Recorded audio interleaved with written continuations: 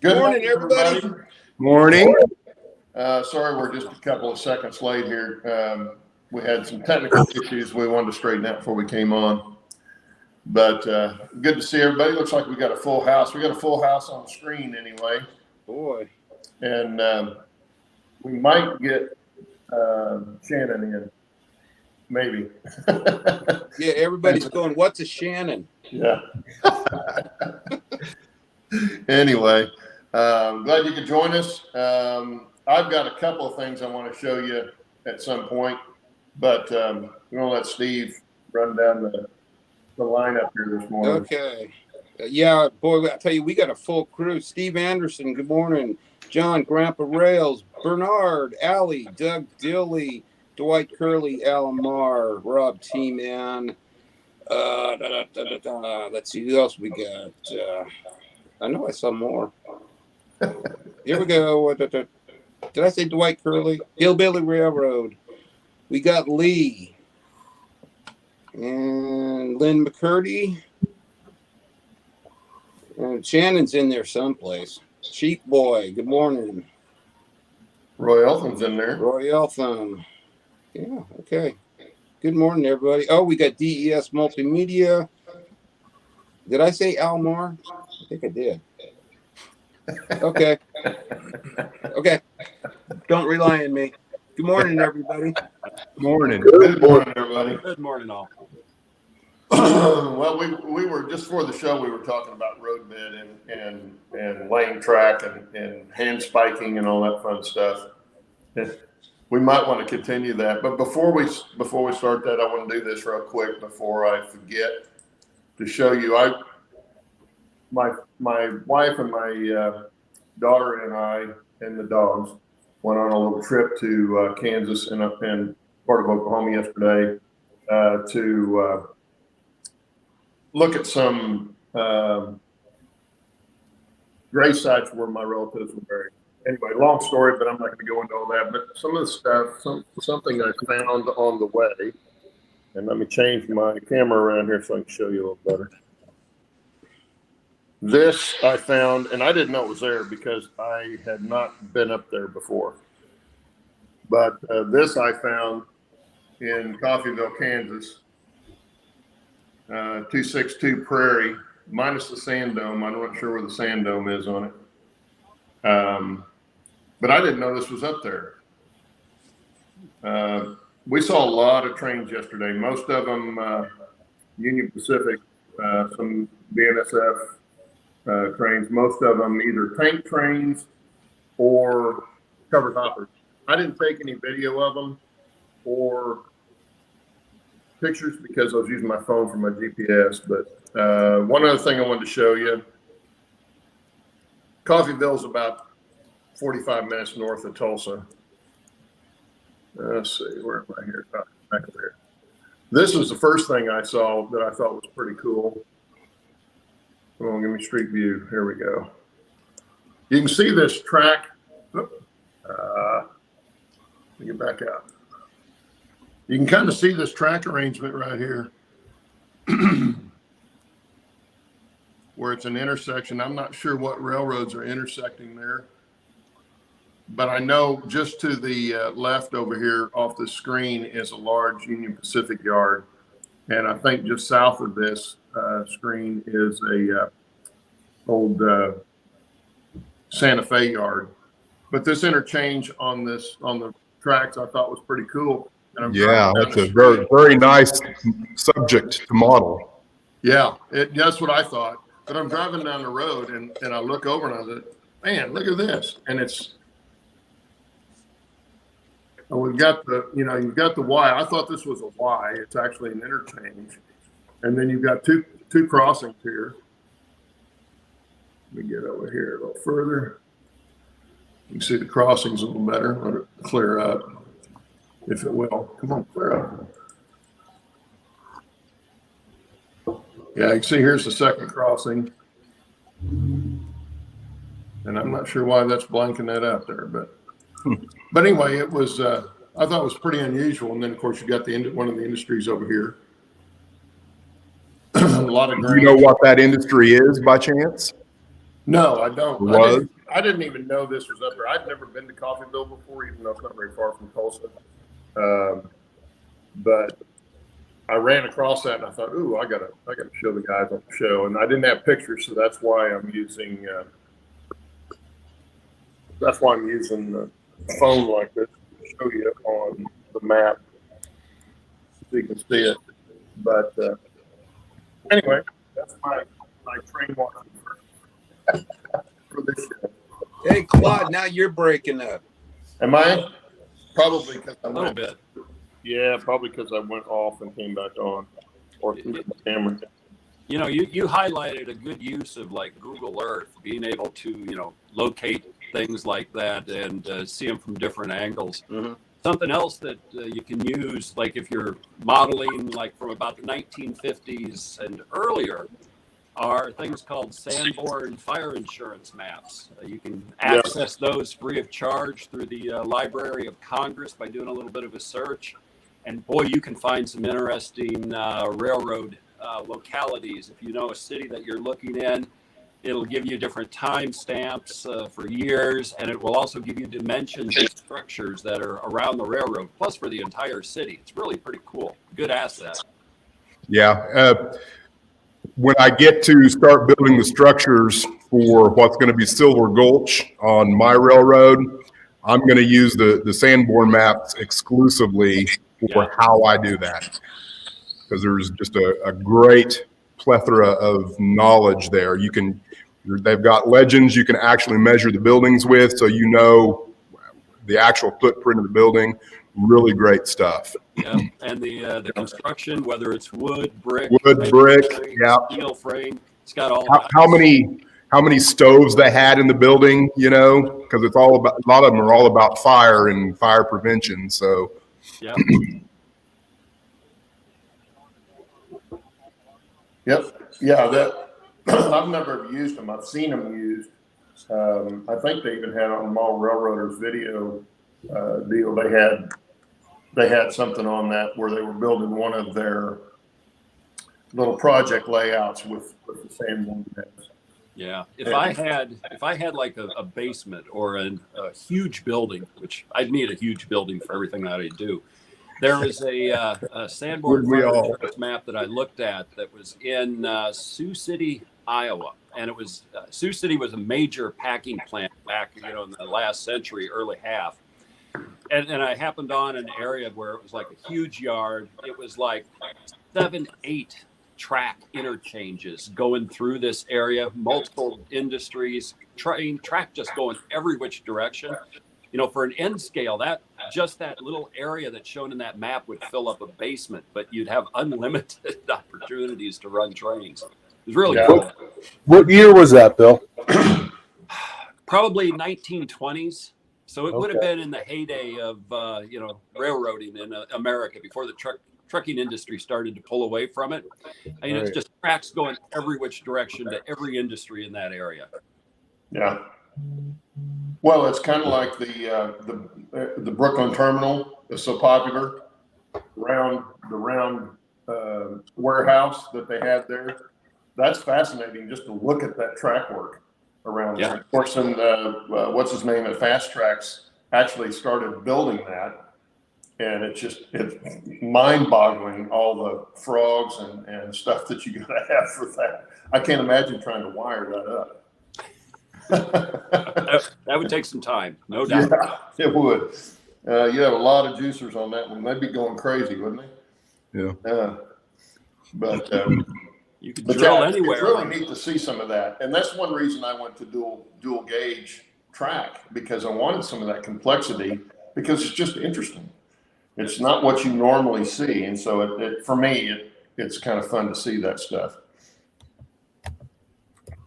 Well, that's the advantage of handling track, though. You can do whatever configuration that you want that isn't commercially available.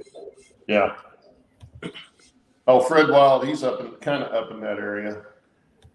He says fun city to go through, in the packing houses. He said we're still there in the 90s. Yeah.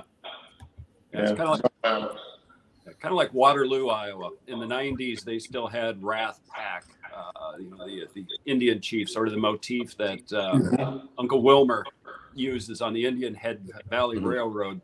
And it was complex old factories built in the 1800s, early 19s, and lots of tracks going in and out of that as well. I looked at that one on a Sanborn fire insurance map too, because I did environmental work at that old site years and years ago. It's just looking at that stuff is fun. There's so much that's out there that you can find to model after. Yeah. Well, and another thing that interests me is the history of it, because what they did, they did what they had to do to get something to work. But in building some of that stuff at the time that they built it, they didn't have the fancy machines and stuff now. It was all done by hand, back back labor and elbow grease and done by hand. And a team of mules. A team of mules, yeah. Yeah. Well, it's like the Cumbers and Toltec. They, you ride that train and then they tell you, well, they scrape this roadbed with mules and wooden skids. And I'm thinking, how did they get this rocky? Well, they blasted it first and then they scraped it, but I can't imagine using teams of mules on that ledge. I can't imagine running the train on it, and I was on the train, but to think that they did that back then with all that just pure labor, labor. Well, not all human labor. They had donkeys too, but and mules, but it's crazy to think that they did that without machinery. Yeah, that kind of reminds me of a conversation I had with my grandfather when I was in my early 20s. The person I was working for had just got two brand new, great big, huge 4-wheel drive articulated tractors. Not Steigers, but they were at that time the top of the line, huge tractors, and that's what I was working the fields with. And of course, I was telling my grandfather about it, and he said, I grew up staring 6 mules in the ass. And a one bottom plow, and I was pulling 12 plows. So it's just amazing when you think how far we've come just in one generation. Oh, yeah. Yeah. Sure. So much is done through wartime, to make things better than the other side. But even in peacetime and in just working man's life, they've done so much with machinery and stuff to make it better. And of course, now they're getting robots and doing away with those jobs, even more so than the machinery did before that.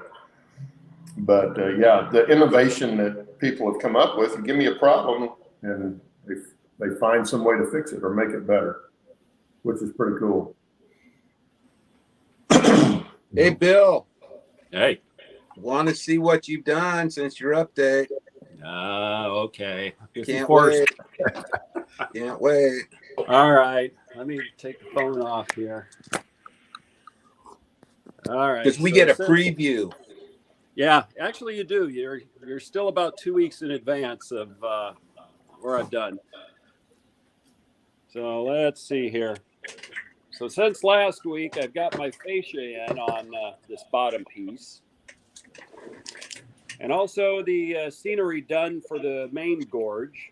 Well, not done. I've still got work that I want to do on it. I'm going to be planting a few more trees sort of in behind here, just in this corner. But then I also painted, weathered, and ballasted the Atlas Flex track for the O scale. Oh, that looks great. Yeah, I really like some of the paints that I used. I was using like an acrylic, what they called hammered iron, to paint the rail. And it's just a huge difference. The track on this side is exactly the same Atlas Flex track to here, but the paint makes the rail look smaller.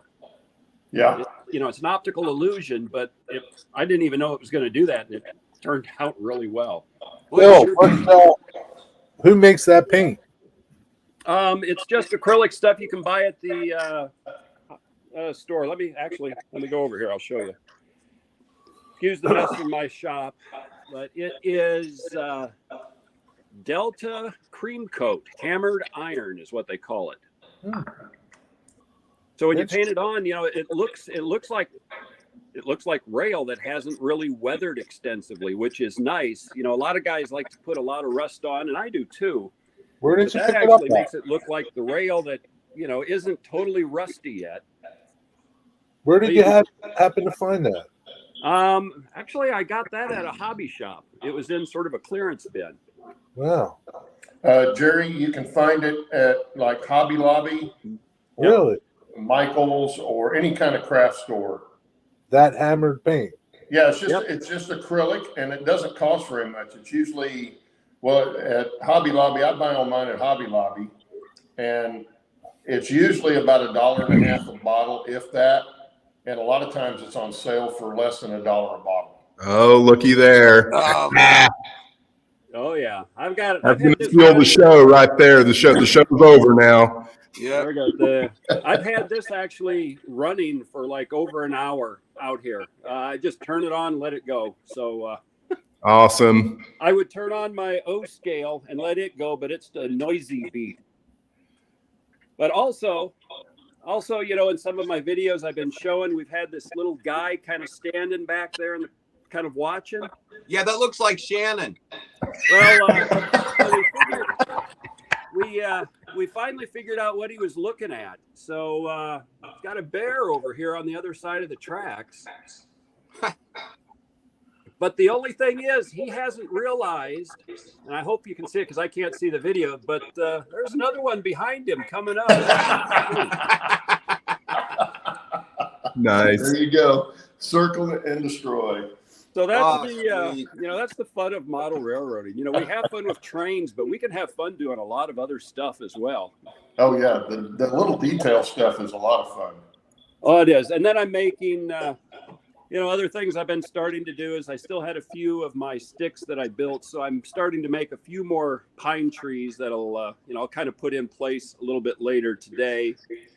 Those are going to go, a couple of them probably over on the back side there, and then that'll take care of that. And then the next thing is I'm going to start over on this side of the layout this week, start doing some stuff over there.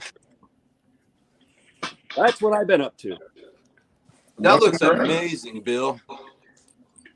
Well, thank you. Absolutely amazing. It keeps me out of mischief. Yeah. That's one reason the wife doesn't mind it so much, because I'm here in the house now instead of out at the field or across the country somewhere to fly in, or out fishing all down the lake or something like that. So My wife is at the lake right now. I left the lake to come back and paint some more on the walls. Oh, you shouldn't have told her that, man. No. Should have told her, like, the guys need me for the show. That's what you should have told her. Oh yeah, hey, that's the reason why. Yeah. Yeah. There you go. It's the truth. You got to be here. So Yeah. So what do they say in the chat, Steve? Oh, I haven't been looking at chat. I've been watching that. I was looking at Bill. Actually, I've got to get back in it. I don't know. Let's see. I saw something. Oh, here's the one that Fred Wild said. The railroad doesn't build a number 6 turnout. They build what fits.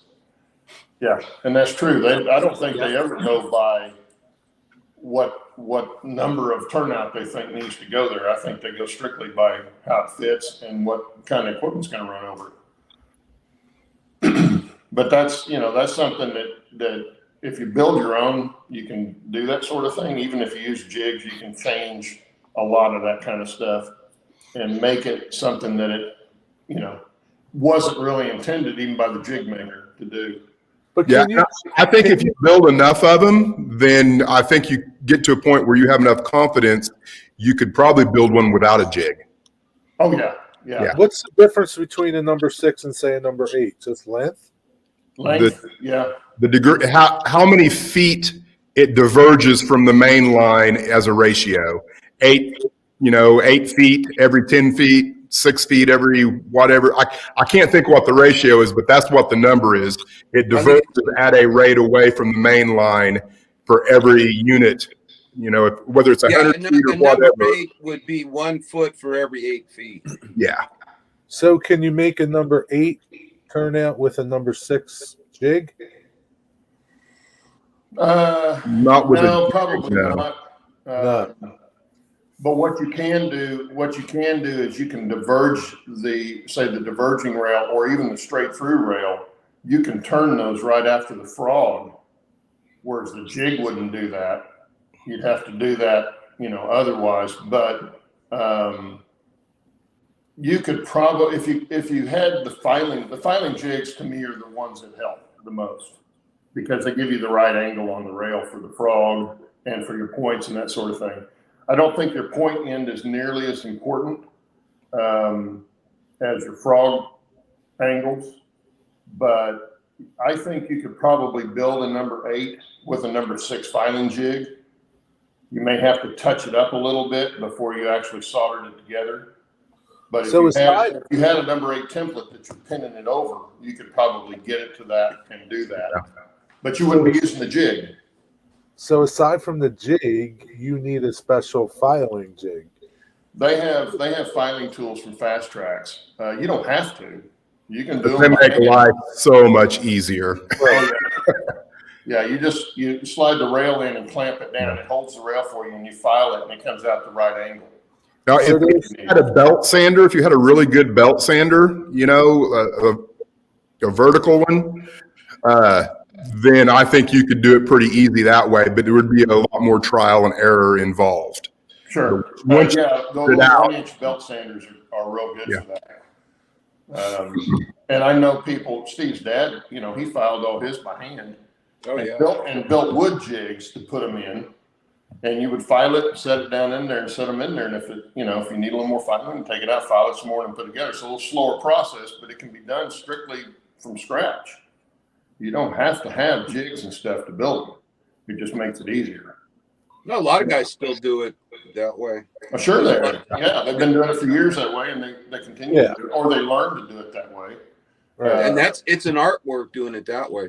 The thing with Fast Tracks or any of the other jig makers out there, it gives you the confidence to do it. Mm-hmm. It makes it easier to do. And so you can build a lot of them, but like Dennis said, once you build several and you get the process down, you see what's happening. Now you can start tweaking it a little bit and get it to do what you want it to do. I had one track piece. It's the crossing. I have a 45-degree crossing on mine in the narrow gauge, and I was going to build that from scratch. And then I realized how small the guardrail was in the middle of that, and I opted to find somebody that built them and bought it from him, just for sake. I didn't want to be throwing stuff across the room because I would have been. But if you're doing HO gauge or O gauge or something like that, building them from scratch would not be that hard. Mm-hmm. It just takes a little patience and a little bit of skill, but not much. And commitment. Commitment. It's time commitment to learn how to do it. But once you build them in a jig, I could see then moving to scratch building and be much, much easier transition. Is it faster scratch building, or is the jig faster? Oh, the jig would be 10 times faster. Oh yeah, the jig would be faster. The beauty in the jig is that, and the tools that go along with it, is you can get all of your grindings and your filings done, right now. Mm-hmm. And they'll fit right in the jig, and then your soldering, you can build one. I mean, inside of an hour. I could build one turnout inside of an hour, where if you were doing it all by hand and by feel, I would think that it would take, unless you really knew what you were doing, a lot longer than that. Oh yeah, absolutely. So I guess you would really enjoy that process of doing it by hand. That's a lot of, because it's not faster. Yeah, it's like hand laying track. Hand laying track is not fast. Right. But for me, it was the process of doing it and working with my hands. Now, the more arthritis I get in my hands, the less that becomes enjoyable. I start fighting it a little bit more. So my top level is going to have a lot more flex track on it. Well, and if you've got a ton of turnouts on your layout, that can get really pricey. So if you're building them, you can get a lot cheaper. Yeah, I mentioned that in one of my videos. Just what I did in my staging yard paid for my jig. Exactly. And I've got several different jigs, mainly because I wanted that particular track work like a three-way. I couldn't see myself building a three-way out of a regular turnout jig. You could do it, somebody could really do that, but I didn't want to fight that.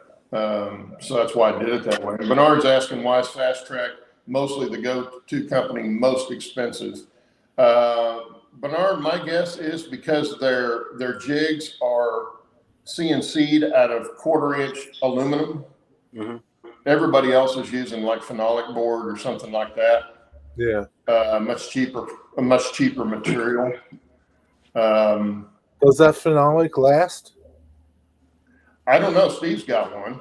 Yeah, and I wish I'd have spent the extra money and got the Fast Tracks jigs. So you're not happy with your phenolic jigs? I'd have to dig it out, but I don't think it's machined quite as well as the Fast Tracks. Fast Tracks are all, I think they're aluminum, aren't they? Yeah, they're 1/4-inch aluminum plate. Yeah. Very and I think the rail fits in there just Perfect. really Yeah. cleanly compared with this Yeah, composite. you don't need a rail gauge to build one. No. It sounds like it's worth the extra money because It is. your headaches in the end. Well, especially since I was building It's N just going to scale. last a lifetime. Yeah, N scale turnouts are so Good. much smaller, Right. and there was just a little bit of slop in the jig, and it made a difference with those tiny turnouts. When I got the jig, I thought it was a mistake. I thought he sent me Z scale. And I was like, holy crap, these are small. Yeah, the narrow gauge is small enough. It's like the three-way turnout on the narrow gauge is so much tougher to build than what the directions they show for the HO scale. They show that you get the printout of each of the rails. He's got a 20-page process of building that particular turnout. But it's not an HOM3, it's an HO, and it makes it look so much easier because then when you get to the HOM3, there's a couple of guardrails that you've got to make a lot smaller. And I say guardrails, I'm not even sure which rail it is, but I know it is a guardrail on one side, but it's a little tiny thing. And you've got to try and get that in where you can solder it and not get solder in between the flangeway. So it takes a little doing. Is that a three-way? I'm sorry? Are you talking about on a three-way? On a three-way, yeah. When you get up to that second set of points, that's where the track work gets complicated. And like I say, on the diagram they show, it's on a HO scale. So it's much bigger. You wouldn't think it would be that much bigger, but it is. That little bit of extra width makes a huge difference in how you get that together. Bill, are you done, Claude? Yeah. Do you hand lay your turnouts? No, Okay. no. But at a show in Richmond here in January, I bought a pile of Fast Track templates and supplies. So I'm going to give it a shot, but it's more the ones that I got were for HO scale. So eventually, as I do other layouts, in the future, I'm going to give it a shot. I'm struggling with one layout, and Bill's already planning more than the 3s and 4 he's got now. Yeah, I've already got ideas in my head for future stuff, but I might have to sell one or two of what I've got to continue on. But I bought for $150 at the hobby show. I got 3 Fast Track jigs. I got a whole host of other supplies. I've got Used filing guides. I got a rail bender. So used. it was just like a fantastic deal. So you can get stuff at a good price. It's just you have to find the right place at the right time. So they are expensive. Wow. Hand building turnouts is very satisfying. Yeah. From what I do. Well, and they look so much better. They look so much more realistic than I like the looks of it. commercially bought turnout. Yeah, I agree. Yeah, Once you get past the learning curve, Yeah. the But I first don't, few, Mel, you said you found those. You got lucky, dude. yeah. Yeah. They were. I have They were seen one jig for sale on eBay, Fast Tracks jig, and they wanted almost brand new price for it. Yeah. And I've never seen one at a show. I keep And looking. you got 3 and more for the price of 1. It sounds Oh, like. yeah. Wow. I even did a video on it back in January. It was like a hobby or a train show haul. It was a guy who just wanted to get rid of it. He had put it down individually priced. They were very close to what you could find for new, because I was looking on eBay too, and I went up and it's like, hey, you know what are you wanting for some of this? And he's like, for everything. And then, because I didn't know what everything was. And he started to pull stuff together that he had on the table, like spikes, he had, guides and all kinds of different stuff. And then he's going, well, this is all worth like $250 the way I got it priced, but I'll give it to you for $150. It's like, sold. Oh man. I hope he knew what he had. Did he seem like he knew what he had? Yeah, he knew they had he had a variety of other things there that were quality stuff. He just said he just didn't have a need for it anymore, so he wanted to get rid of it. It's like, I'll take it off your hands.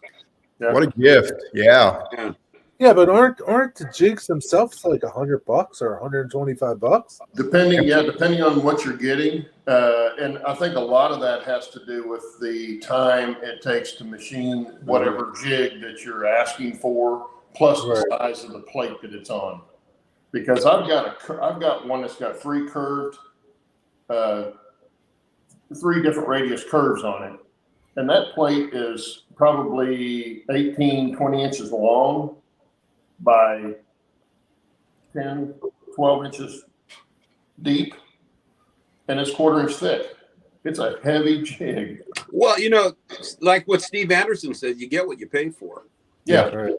And they last. I mean, I know I've gone in there and I had one of the jigs on someplace where it came down to a point, and where the CNC machine had come in, the last time it ran through, it pushed that point over just a little bit, and I had to go back in and push it back, straight. But I've not had a lot of that kind of stuff.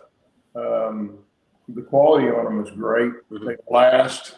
You get solder in them, not solder, but you get flux down in them or anything like that. Take them to the sink, put some Dawn soap on them and toothbrush, and they come out look like brand new. You couldn't destroy one. I don't think you could mess it up unless you took it to a bandsaw, metal band. You'd have to try. Cut it in half or something. Yeah. That's the only way you can do it. They're just that tough. And then, of course, all the filing jigs are solid bar stock that they've CNC'd out to hold the rail at the right angle. And that's why they're probably like $50, $60 a piece. But I would think that they're hardened steel or something. Hardened. Well, Case the filing jigs are. Filing jigs, Yeah. yeah. The filing jigs they're heavy too. They weigh probably a pound or better. Yeah. On each of them, and they're only 4 inches long, like maybe inch square, and they're solid. So it's good material that you're getting. It's not cheap, but it's See, this is what the composite ones look like. Right. These guys here, and they're. And once they get like this double crossover, once they get machining out all the grooves, you end up losing a lot of the material. Right. Yeah. Which you don't do with the fast tracks because of the metal. So the smaller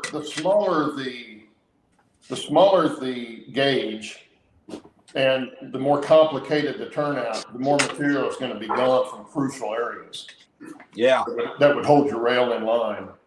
And when you got bigger the jig, scale, you're not going to lose that material just because of the width of the cover. Yeah, there's a filing jig there. One of them. Right. And you could get by without those, but they do come in handy. Very handy.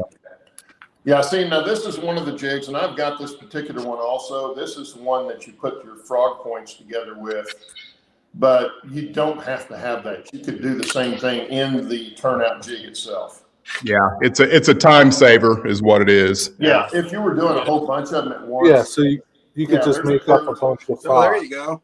Yeah, Yeah, built you get here. it curved. You know, this is what I picked up at the show here. Yeah. See, huge difference. Yeah. Huge Yeah. difference. Yeah, Then show this first one again. Yeah, curved turnouts. Mm-hmm. Mm-hmm. Show the cool. thickness. Show the thickness on those, Bill. Yeah.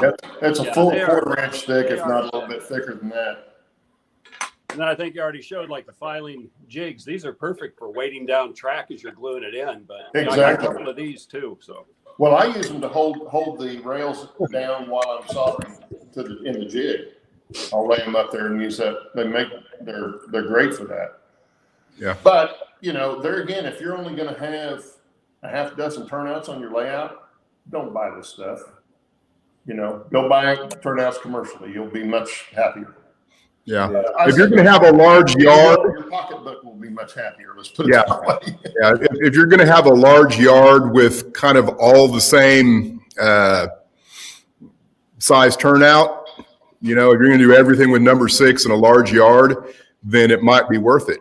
Especially if you're going to use that same size turnout throughout the rest of your railroad, they will pay for themselves, in my opinion. Yeah. Well, Fred Wild says he has fast track jig and build over 40 turnouts with it and have plenty more yet to go. Yeah. Yeah. So he's already paid for it twice. At least. That's when I made the decision, because I started buying commercial turnouts first too, Shinohara and stuff, and large radius HO curved turnouts were $50 a piece.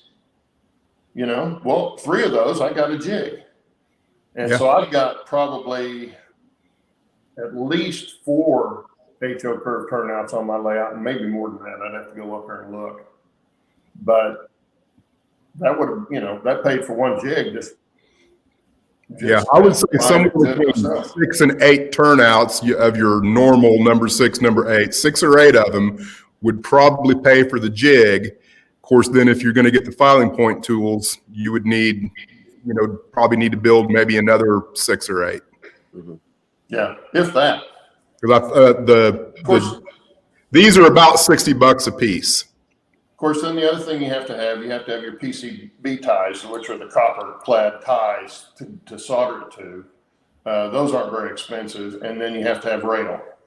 Now, your rail can get expensive.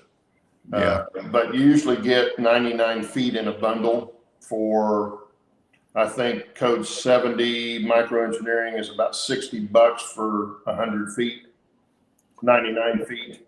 That sounds like a lot, but it's really not a lot, is it? It's not, no. Depends on how It's big really your not. railroad is. Yeah. You can make a lot of turnouts with 100-foot of rail.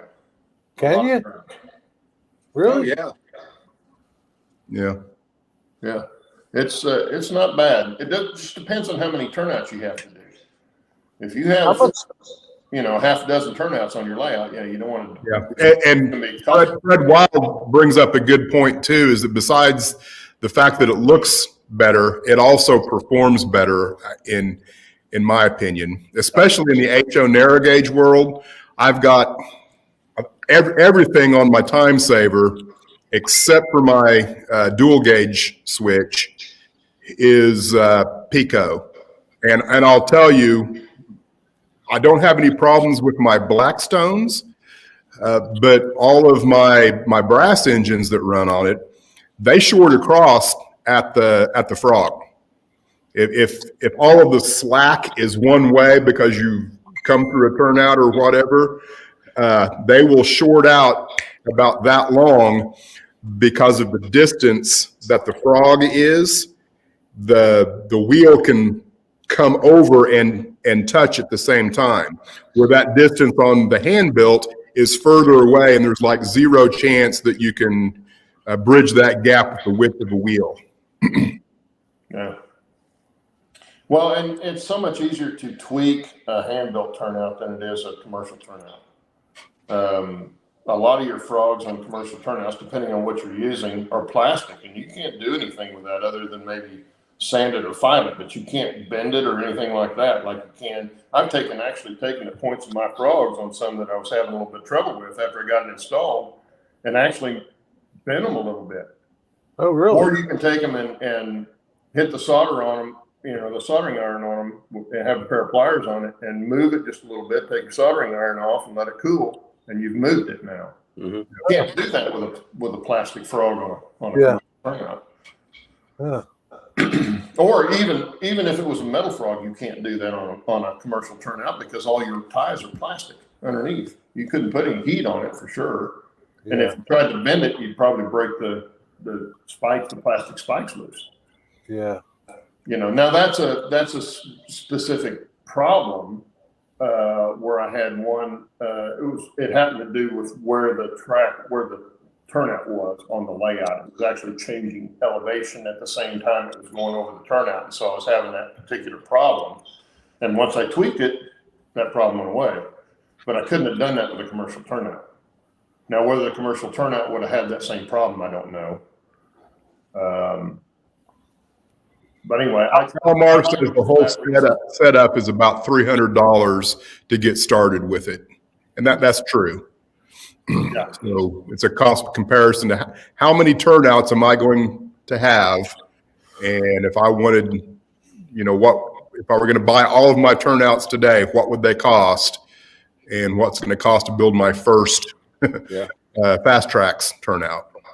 Well, see, the good thing for me was I was doing dual gauge, right? So I needed the dual gauge turnouts, and you had to have two different ones because of where the narrow gauge is on the left on one and on the right on the other. So you had to have both, because if you turn them backwards, you got to have opposite ones so that narrow gauge meets that. But what that allowed me to do was build an HO standard gauge by itself on there, or a narrow gauge on there. So I'm actually getting, instead of 2 jigs, I'm actually getting 4 jigs. Because I've got all of that I can build with it. Just like my 3-way turnout, I can build a number 6Y with that now. Just leave the middle leg out. Mm-hmm. And so if you think about it like that and kind of plan ahead of what you think you might want to have, you can look at their jigs and stuff.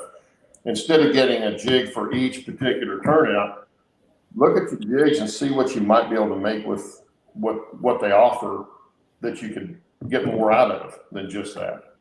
So did you, Claude, design your layout with this in mind so that you would know what you would need? I knew I wanted dual track work because of, like I was showing earlier, the track work to me is interesting. Right. Especially the more complicated it is. Not that I'm going to build really complicated stuff, but the dual gauge really intrigued me. And if you've seen one in real life, the dual gauge in real life, which you can in Antonito, Colorado, by the way, in Southern Colorado, they still have some of that there. To me, it was just an engineering puzzle. Yeah. And every time somebody hasn't seen my layout, comes to my layout, first thing they see is the mountain. They go, ooh, and then they look at the track work and they go, well, what's this for? That's the next question I get. And I can explain to them what that's for. And they go, wow, that's really cool, that they could do that. Jerry, have you seen a dual gauge turnout? I don't know. I don't think so. Yeah. I gotta go. Oh, you got one. Oh, yeah, he's in the training room already. First say I'd have to go upstairs. But anyway, that's kind of why I've actually got a train sitting on top of it right now. I haven't turned anything on yet.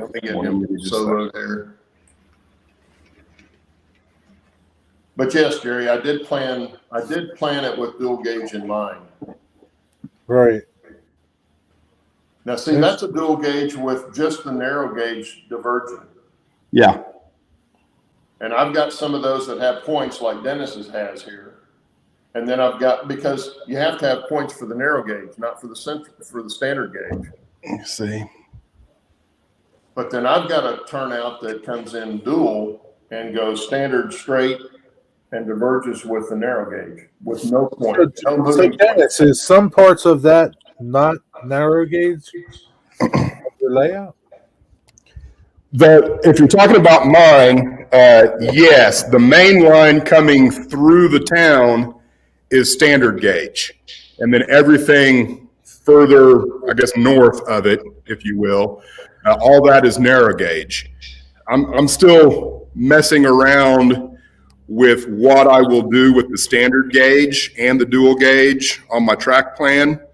I've got foolish ideas of cutting a hole through the wall and running like another staging yard into my chop area that would be closed. I'm going to have not near as much standard gauge on my layout, I think, that as Claude has on his, or dual gauge. Gotcha. But there will be some, because I do want to be able to run some standard gauge HO just because, and I've got some brass engines. I don't even think I showed any of my HO engines when I did my video on what's on my roster. I've got 2 or 3 standard gauge brass locomotives that I want to be able to run eventually. Yeah. See, and I did the same reason. My standard gauge layout is a loop to loop. Okay, so the one loop is in the very bottom of the mountain, comes all the way around the wall, back into the mountain, and loops. The other loop is stacked on top of it. And then it loops back out and comes back around. So I can turn on and I've got automatic switches set up on both ends. So I can turn the HO on and just let it run, and then take my throttle and do switching operations and stuff in the yard that even interact with that standard gauge. But I've got to be cognizant of the train coming, Yeah. Because nobody's would be running that necessarily. But the HO on mine is not set up really to do operations. So it'll be very, very little operations with the HO side. It's all going to be with the narrow gauge, but it gives me that interaction with the 2 sizes. And I assume you probably have some interchanges that make it operationally interesting. Yeah. That's what I've done is I've got what HO is there is really designed just to be a interchange with the narrow gauge. Yeah. Yeah. That's what mine was. The standard gauge comes through on dual track through the yard area, where the ice platform is and that kind of stuff. That all comes through as dual gauge, but then it leaves as standard gauge, and then off of that comes the narrow gauge going up the mountain. I will have some industry. Well, one of them is the cattle loading area. Meat markets place will have standard gauge track on one side, narrow gauge on the other, but they come off of the same spot. They just diverge after they get over there. And then they'll have different areas for each size of train, because not only is your track narrower on narrow gauge, but the cars are so much smaller. They're tiny compared to a standard gauge car. And the best way I can describe it is, narrow gauge, HO narrow gauge is about the size of N scale, or just slightly bigger than an N scale car. So when did narrow gauge disappear from pretty much everyday use? I think when the trucking came in real heavy, when they were able to get roads built up and drive trucks up there, like for logging, because narrow gauge was huge in logging and mining, because it was in the mountains. That's the main purpose for narrow gauge, is to make smaller radiuses and steeper climbs. Yeah, the Denver and Rio Grande, they ran as a legit railroad up until the 40s, didn't they? Oh yeah. The last narrow gauge train ran from Alamosa all the way around to Durango, so that was mostly through New Mexico to get there, just because of the terrain. But that was 51. Yeah, Was late the last 40s, full early scheduled 50s. train. Yeah. It's like the stuff that I model, that I'm doing sort of like in the eastern forests of Appalachians. I've got books that show narrow gauge, logging operations through the 1950s into the early 60s. So steam, it was still prevalent. Even that Right. narrow gauge was starting to convert over more to diesel towards the end with narrow gauge diesel locomotives. But Yeah, exactly. But yeah, the narrow gauge, and of course they make great excursion trains because they are in very scenic places for the most part.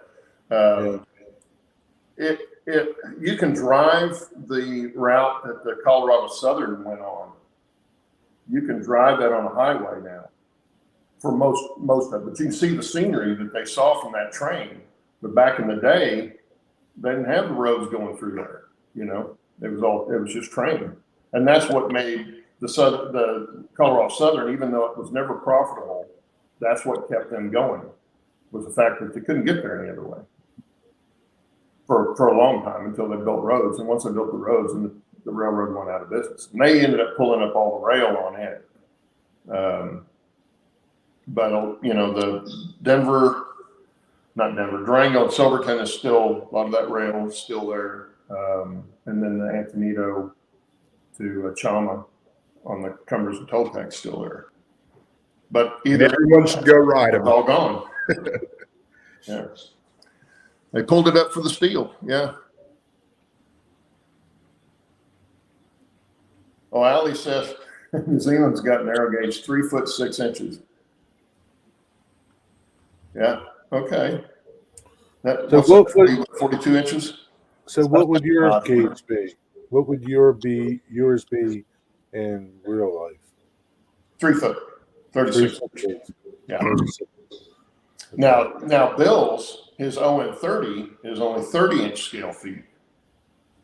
So 2.5 feet. See, I guess that's where I'm like confused. Bill is ON30. Claude, you are what? HON3. HON3. Yeah. Okay. The 3 stands for 3 feet. Yeah, the scale is all the same except for Bill's O scale. It's just the distance that the prototype had between the tops of the rails. Right. And Some were built 36 inches, some were built 30. The mine cars, I think there was an 18-inch gauge for mine cars and things like that. What gauge are the porters? They were Are probably they 30 inches or? Probably 30 inches, Yeah. Yeah. But O scale, like what Bill's doing, is commercially available ON30. And you never see an ON3.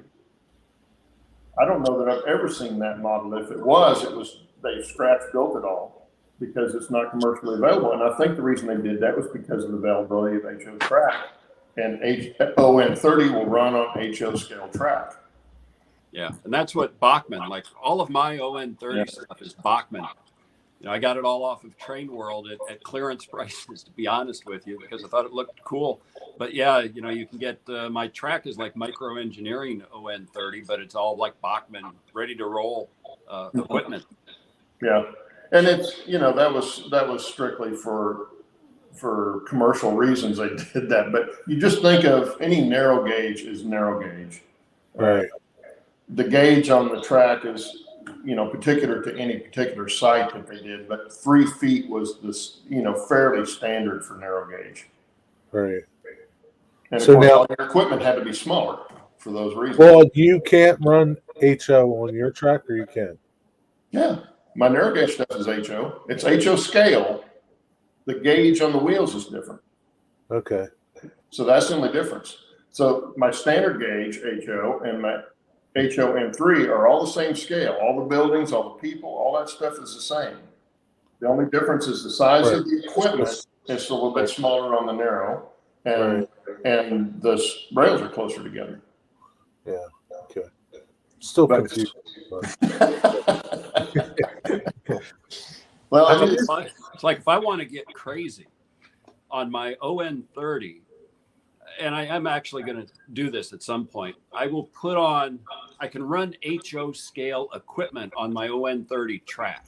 The tie spacing, if I'm looking down at it on the ties, you can tell it doesn't look right because the tie spacing and tie size is bigger for the ON30.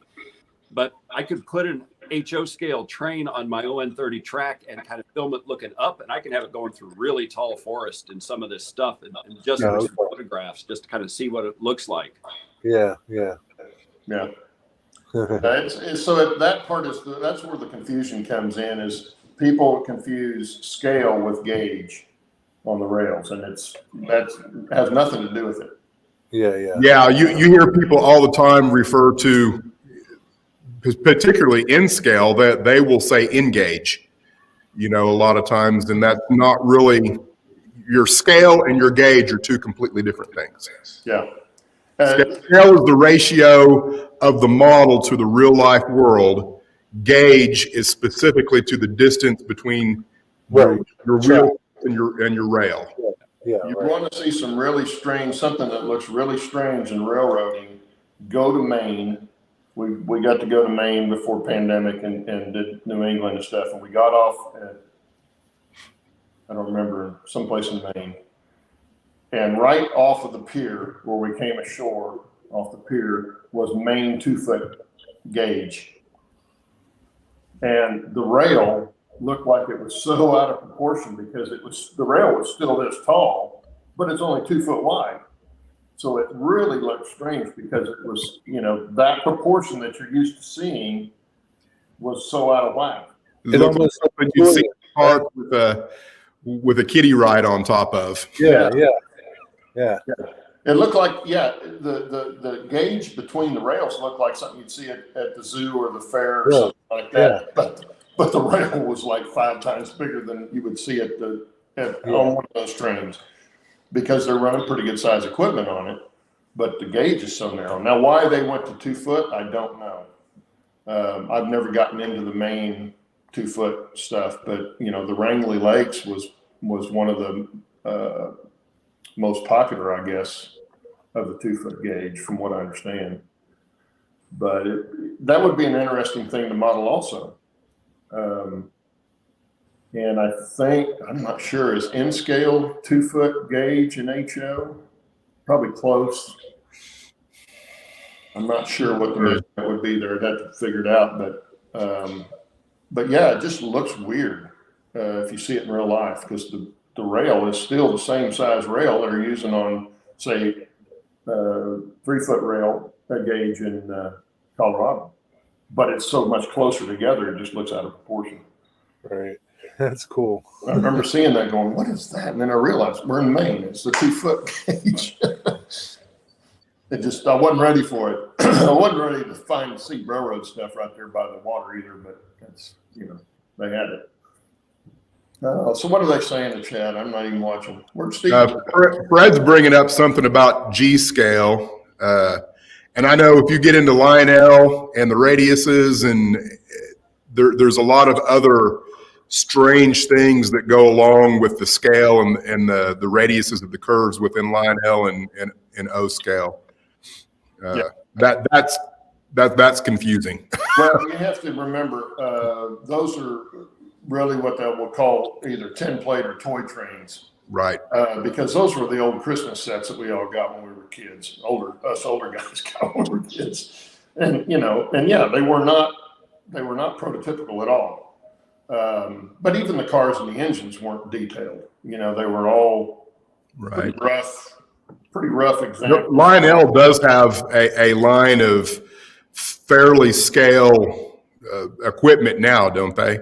I think so. They have the third rail that's hidden up underneath, and you can't really tell it's 3 rail and that kind of thing. Well, they also make some HO scale stuff, I think. Oh, do they? I think so, yeah. Cars and stuff. I don't know about engines, but cars and stuff, I think they do make now in the HO scale. But yeah, it's a little different. Man, I can't believe we blew through that hour. I always said the N scale is perfect for HON 2.5.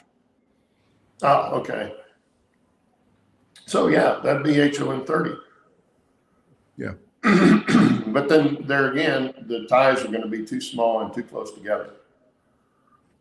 But that's the right gauge on it. Yeah. Yep. It's nice to see that train meandering by, Bill. It is. I love that. I hope to get there someday that I can actually have a train going somewhere other than just the end of the time saver and back. Yeah, well, that's like on my HO scale. That's all I do. I stand there and it's back and forth switch. This is nice, where I can just set this thing and let it run. But, like the HO is, like you said, all point to point switching. This one I like. I put a lot of time in to make sure that the track was rock solid so that I can let it run. This train now has been running for like an hour and a half, unattended. I don't even have to look at it. And the O scale, if I run that, same thing. I can just walk away and I know I'm not going to have any derailments. So basically, this layout here is less square footage than your HO layout. Yes, it's smaller than the HO in layout. area. Yeah.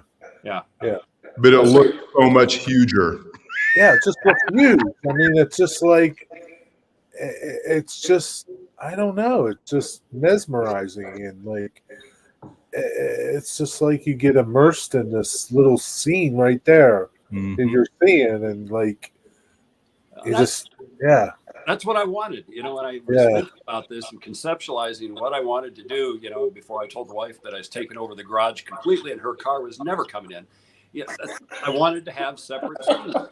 Each side of the layout, you look and there's something, different, like, signature scenes. We all talk about them, that on the layouts, you want to have them. I want to have them on various parts of it. So on this side, it's this. I get to the end over here, it's going to be the curved trestle, and then I've still got to make a curved trestle for the ON30.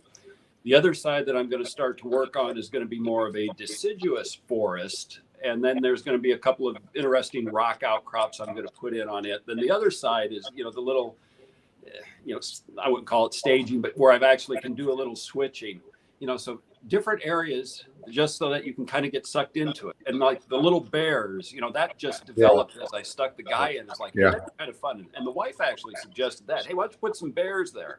It's like, you know what? That's a good idea. And I found a couple of them, and there we go. We've got a scene. Well, that scene with the trestle you were showing in your last update, where you were building the trestle, you had an angle on it where you can really see how much incline you have on that. It reminded me, I put in the comments on that video how it reminded me of watching Captain Kangaroo do the little engine that could. They used to have that model train go up that real steep incline, and was he going to go off the end this day or not, And that's what that reminded me of, because it looks like it's such a steep grade right there. It is. It honestly is. Everything is like 5% on this. And there's one spot that's probably about 6%. And I had a commenter in, not the video I posted yesterday, but the other one. I've got to answer people's comments yet. He's like, it looks like the engine's stalling out. And it kind of is, but it isn't, because I've got, 28 step on my DCC. And right now this one's running at 13. Constant, so that I get an even up and an even down, so that I don't have to manually manipulate the throttle. Same thing with all of my other engines. I find the sweet spot where it goes up, and it goes up real slow, but that's so that when it goes down, it doesn't go real fast. Yeah. Yes, I guess so I don't have to, so I can sit here and I don't have to go over and constantly tweak the throttle. Right. But if I crank it up to full speed, all of my engines, they'd fly on this stupid thing, both up and down. And that would change. That would change on the amount of cars you had too. Yeah. So every time I switch out cars, and I've got more cars I got to bring down and put on when I get farther, I'll find that out. I'll adjust it to see where it goes up, where it hits the steepest part, and make sure that it doesn't stall out, that it still's moving smooth.